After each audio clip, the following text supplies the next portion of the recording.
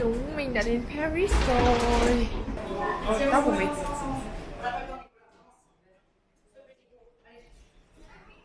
Thời tiết ở bên này đang khoảng 15 độ và trời rất là đẹp. Bây giờ ở đây đã là 5 giờ chiều rồi.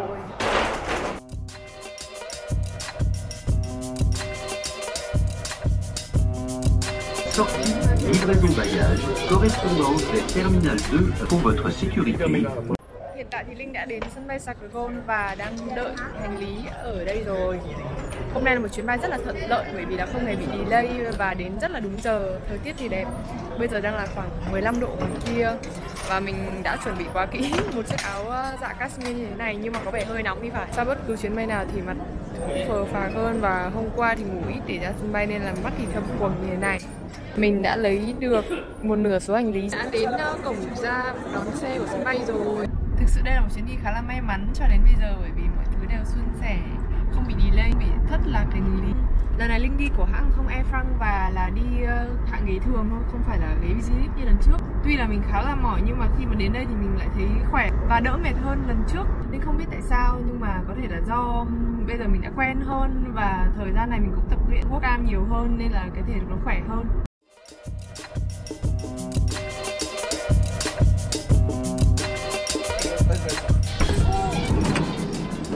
Khách sạn này Linh cũng đã đặt từ lần trước rồi và thấy dịch vụ khá là ok.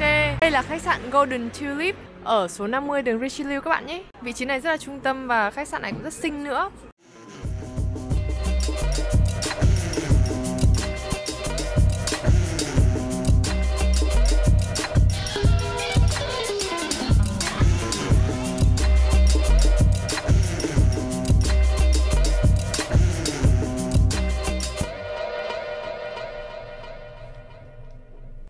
Bây giờ thì Linh đã dỡ hết đồ ra và xếp ra đây rồi. Vẫn còn rất bừa bãi, như một bãi chiến trường luôn. Đây là bộ đồ của anh Trần Hùng mà đến tận sáng hôm nay 6 giờ 30 sáng anh trực tiếp ra sân bay để gửi cho Linh. Thực sự là rất cảm ơn anh Trần Hùng. Good morning tất cả mọi người. Bây giờ là 7 giờ 10 sáng và mình mới ngủ dậy. Thực ra thì giờ này ở Việt Nam thì đang là 1 giờ chiều rồi. Nhưng mà ở Paris là 7 giờ sáng và trời vẫn tối om mà cảm giác như mình dậy thật là sớm. Việc đầu tiên mà Linh phải làm lúc ngủ dậy là uống một ngụm nước thật là to.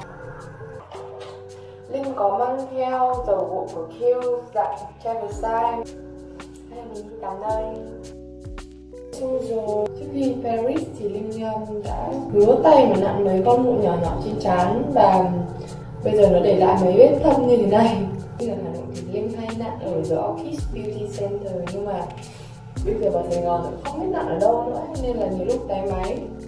Đây chắc là vẫn bất ly thân của Linh khi đến mọi nơi. Miếng ngọt huyền như thế này sẽ rất là hữu dụng khi các bạn rửa mặt. Những lần đầu tiên Linh du lịch thì Linh chưa có kinh nghiệm nên là món gì cũng mang full size và trời ơi tốn mất bao nhiêu diện tích ở trong vali và lại còn nặng nữa. Hôm nay thì cuống trong mắt của Linh khá là rõ thì Linh nghĩ là do hôm qua Linh đi máy bay, ngồi trên máy bay 13 tiếng đồng hồ và ngủ không được. Từ khi cắt tóc ngắn như thế này thì mỗi lần mà để mặt một thì thực sự trông rất giống con trai. Nhưng mà Linh rất thích mái tóc này bởi vì ít phải chăm sóc. Tóc Linh thì là dạng tóc sợi rất là nhỏ và da đầu Linh khá là yếu nên là khi mà để tóc dài thì nó rụng liên tục. Từ khi mà cắt tóc ngắn và uống thuốc bổ các thứ thì Linh thấy tóc khỏe hơn rõ rệt. Serum này thì đã có ở trong vlog morning routine của Linh rồi.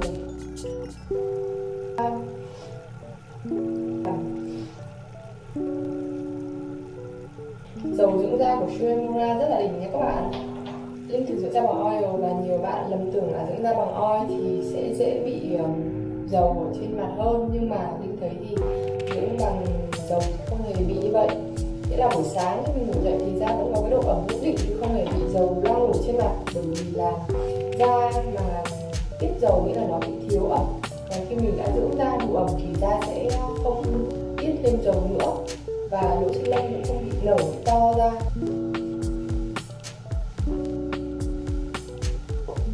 Mỗi ngày thì Linh dành khoảng 20 đến 30 phút để dưỡng da vào buổi sáng. Đây là kem chống nắng mà Linh thường xuyên sử dụng, chắc các bạn đã xem được trong video của mình rồi. Lượng kem chống nắng đủ làm một thìa cà phê các bạn nhé. Linh không bao giờ bỏ qua mousse kem chống nắng cả. Linh dùng dầu này cho tóc của Macadamia các bạn nhé.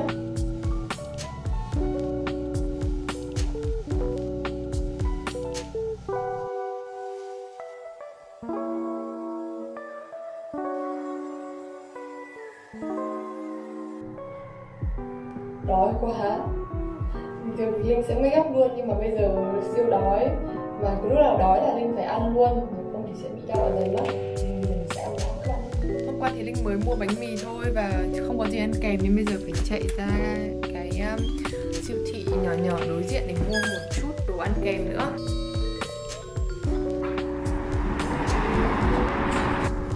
Khá lạnh đấy. Các cái nhà hàng ăn sáng ở đây thì phải 9 giờ mới mở cửa, nên là Linh sẽ đi ra siêu thị ở gần đối diện khách sạn để mua một chút đồ ăn. Rất là may mắn là khách sạn này của Linh thì có siêu thị ở gần nên cực kỳ tiện. Mua gì đây nhỉ?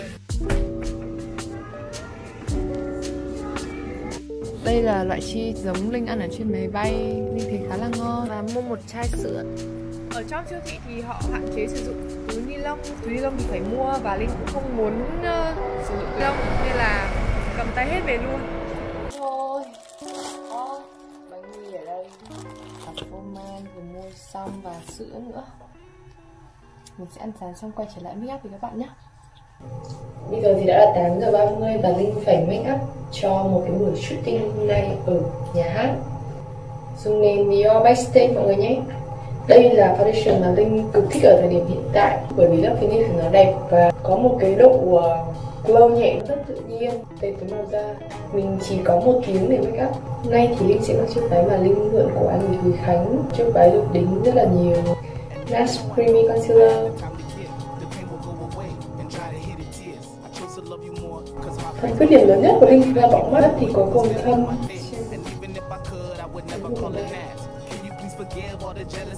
Mascara này là mascara cho mắt của Chanel, nhưng mà nó có màu xám tự nhiên nên là dùng cho mày cũng rất là hợp. Lông mày của Linh thì có sợi dài ở phần đầu mắt, nhưng mà phần đuôi mắt thì thiếu nên là Linh đã phun thêu phẩy sợi. Cái địa chỉ mà Linh làm lông mày là The Orchid Beauty Center ở 94F Trần Hưng Đạo, Hà Nội mọi người nhé. Không bao giờ đi du lịch mà quên mang tăm bông. Cùng một chút phấn kiềm dầu ngọc cam đấy. Đây là cọ Hakukodo nhé mọi người. Contour là Butter Bronzer của Physicians Formula. 10 giờ sáng là Linh phải có mặt ở nhà với chụp hình, bởi vì là giờ đấy thì ánh nắng là đẹp nhất. Ở đây thì Linh có mang phấn mắt, 2 bảng phấn mắt của Huda Beauty màu Coral và bảng Smoky Obsession. Linh sẽ mix 2 bảng lại với nhau. Một màu nâu nên sẽ là an toàn nhất. Linh rất thích phấn mắt của Huda Beauty bởi vì là màu lên rất chuẩn và bám màu. Nhũ môn này là ở trong bảng Smoky Obsession mọi người nhé. God, cảm ơn. Cảm ơn có thể chữa tất cả lỗi lầm của bạn. Linh còn mang thêm cả bật lửa để cho kẹp mi dễ hơn. Công dụng của bật lửa chính là hơ cho cái kẹp mi sẽ là nóng, đủ nóng để khi uốn vào mi thì nó sẽ cong hơn. Nhất là đối với mi của Linh thì vừa cụp vừa ngắn. Linh là một đứa thường xuyên thất bại trong việc uốn mi, nên lần này phải nhất quyết uốn được nó cong hơn rồi này.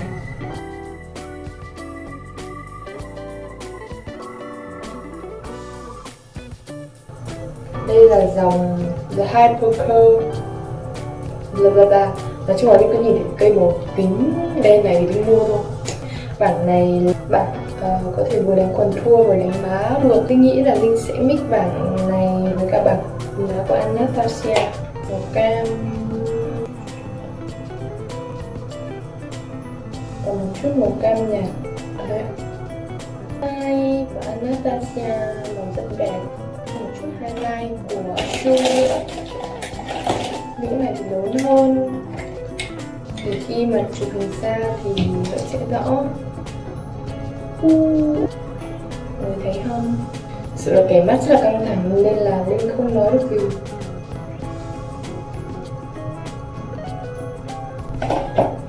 sẽ đánh một màu son màu nude đó 14 của Dior, dòng Rouge Dior Liquid. Tầm này thì nâu, cực kỳ nâu luôn, nên là Linh sẽ phải đánh thêm một cái màu tươi hơn ở phía trong lòng môi. 915 rồi, sắp xong rồi anh ơi. Bây giờ sẽ là một màu cam đánh vào trong lòng môi. Làm tóc thì đây là làm tóc rất là dễ nhất thôi. Bây giờ thì sẽ xịt một chút gôm của Monocanoi. Linh vẫn chưa quen với cái mái tóc ngắn này lắm, mặc dù được 1 tháng rồi ấy. Bây giờ thì đã xong hết rồi và mình đã sẵn sàng cho buổi shooting ngày hôm nay. Linh vừa mới mua vé vào xem xong. Vé này thì giá là bao nhiêu hả anh? 12 ơ. 12 ơ cho vé vào tham quan nhà hát opera. Mọi người cùng xem có gì trong đây nhé.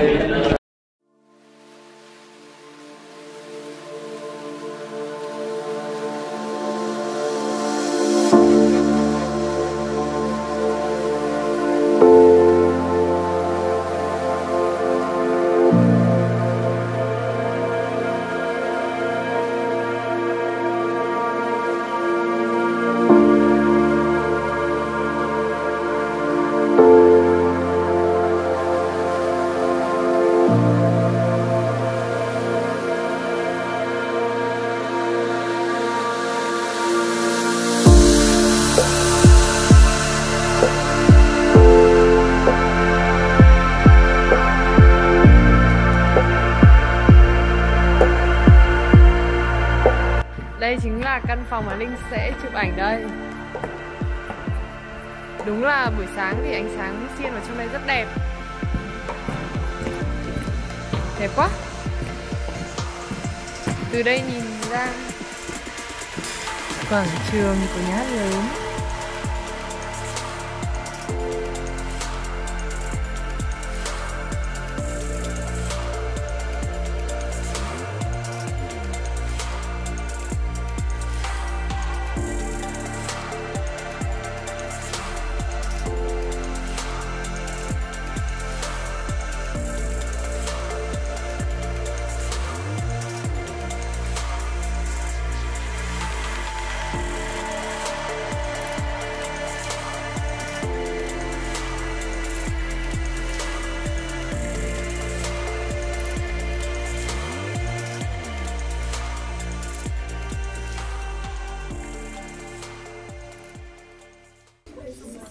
Các bạn có thể thấy bên trong nhà hát là 1, 2, 3, 4 tầng ghế ngồi. Và đây là trần nhà với bức bích họa khổng lồ.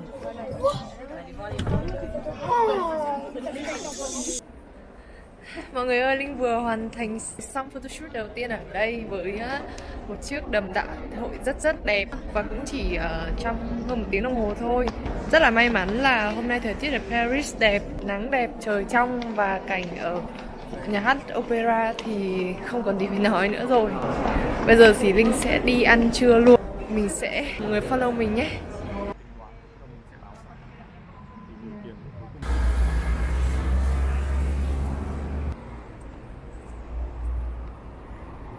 Bây giờ đã là gần 12 giờ trưa và nắng rất là gắt.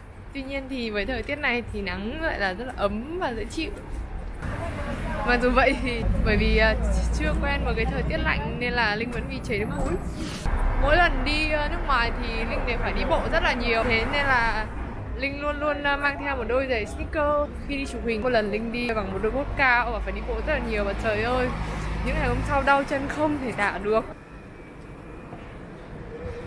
Linh đang đi ở khu quận 2 là một khu rất là gần với khách sạn của Linh. Ở khu này thì có rất nhiều nhà hàng Nhật và nhà hàng Hàn. Hello mọi người, đây là anh Huy. Hello. Anh là photographer chụp cho Linh từ đầu đến cuối ở bên Paris. Ở đây có một hàng dài các bạn trẻ đang xếp hàng. Hình như là mọi người đang chờ đợi để mua một đôi giày rất hot nào đó. Linh thấy mọi người xếp hàng từ sáng sớm rồi, nhưng mà tưởng là một cái gì đó chứ không hề nghĩ đến là đấy là mua giày. Hảo lắm ở bên này. Hóa ra là mọi người đang xếp hàng để mua một đôi giày mới release của Nike collab với cả Sacai.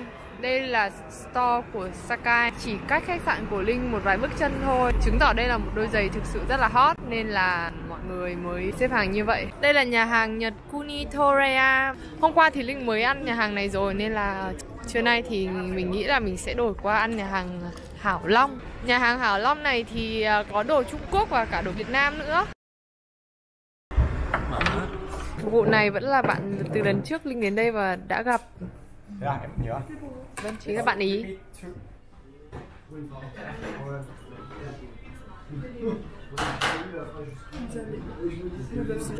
Chuyển về đọc mô được mà. So yummy. Buổi chiều thì Linh có một photoshoot khác ở quảng trường Trocadero. Đây là nơi mà có tầm nhìn đẹp nhất tới tháp Eiffel nên là Linh rất mong có một bộ ảnh thật đẹp ở đây. Tuy nhiên thì ở đây cực đông khách du lịch nên sẽ khó mà có ảnh đẹp, nên là Linh đã phải đến một địa điểm khác là cây cầu Debili để hy vọng là sẽ có nhiều hình đẹp hơn.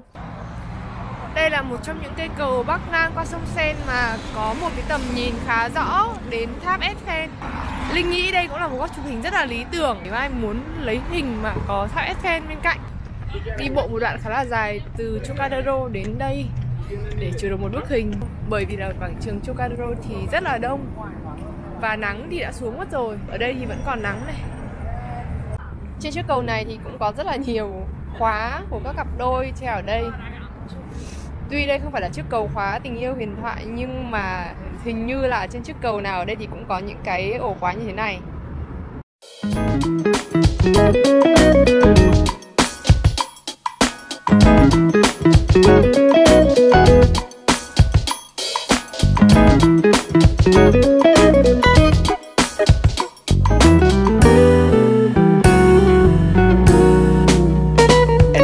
I know I have the time to give. The pain will go away and dry the hidden tears. I chose to love you more cause heart breaks my flame. Hôm nay Linh đi ăn tối ở một quán Á rất là nổi tiếng ở Paris. Đấy là quán Lao Lên Sang. Không biết phát âm như thế nào nữa. Quán này thì có cả đồ Việt, đồ Thái và đồ Trung thì phải.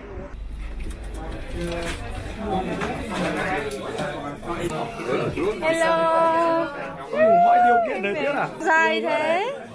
Mọi người ơi, đây cũng là phần kết thúc của video một ngày ở Paris của Linh rồi. Cảm ơn tất cả mọi người đã xem hết video này của Linh mặc dù nó dài hơn tất cả những video trước đây. Và rất mong là mọi người sẽ subscribe kênh của Linh để tiếp tục xem những tập tiếp theo của hành trình Paris của Linh nhé. Linh yêu tất cả mọi người. The pain will go away and dry the hidden tears. I chose to love you more cause heart breaks my flame. That girl that came before you was never my thing. And even if I could, I would never call it Naz. Can you please forgive all the jealousy I have? This time I'm finding peace in my sorrow that I keep. And all I have is silence in your absence and release.